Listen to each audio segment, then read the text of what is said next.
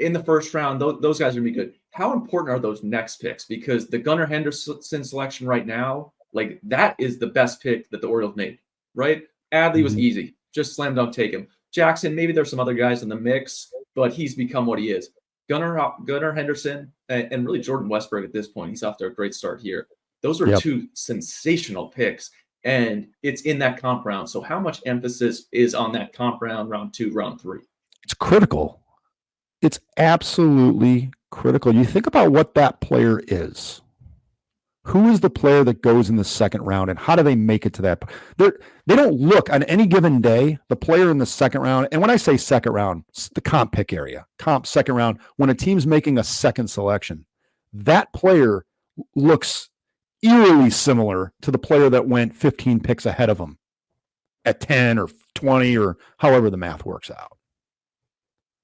Was there any real difference between James Wood's tools, who the Padres took in the second round, than the guys that went in the top half of the first round? No, there wasn't any difference. He can throw, he can run, and he can hit it really far.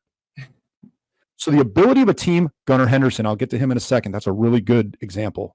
When you get into these kind of players, you have to be willing to swallow some of the risk that comes with those players. Gunnar Henderson swung and missed at an alarming rate in the summer. He was also 17 years old. He was from a small town in Alabama. When you went in and saw him in the spring, the tools were loud. But he had the weight of an underperforming summer hanging over his head. So where does he go in the comp round? James Wood, same thing. We talked about him in a previous episode. These kinds of players have massive tools, and you have to be willing to swallow the risk on some of those players, specifically in that comp to second round area. Jordan Westburg, good. He's a college player. But he had some holes in his game. He had serious tools. You would go into Mississippi State, which is a pretty big field, and you'd see this is the 20 draft. He's smashing balls into their scoreboard. Massive raw power and whatnot. So I think specifically from a position player standpoint, teams like the Orioles have done a really good job addressing that, being willing to swallow the risk, and properly identifying the tools that you need to have to take that risk. Aaron Judge, when the Yankees took him. Giancarlo Stanton, when the Marlins took him. Here's another example here recently. How about when the Yankees took Spencer Jones? Now, that was the first round, I understand, but that was a second round kind of pick. They step up and took him. These players typically come with massive power and elements of performance with some holes. And teams do a good job, like the Orioles, in identifying that. I'm always fascinated, and I love when teams are at the forefront of changing the game. So getting those bigger guys, Aaron Judge, Spencer Jones, I think what the Yankees have done, especially most recently, it tells you they have a plan. This is what we're going after. This is what we've developed. I've been really intrigued by them.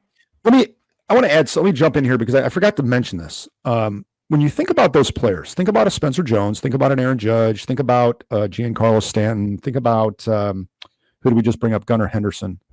Oftentimes in a draft room, that player's competing on the board against a very, very polished player. So if you're in the second round, you've got two players. You've got the really polished college guy who's clearly good, Trevor Williams. He's a two-war player, right-handed pitcher, Arizona State. You've got that player exists, okay?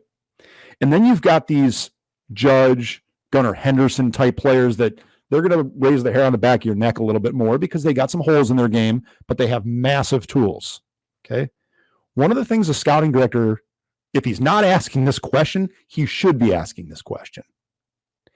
If I pass on Spencer Jones, if I pass on Aaron Judge, if I pass on Giancarlo Stanton, does that player exist further down the board anywhere?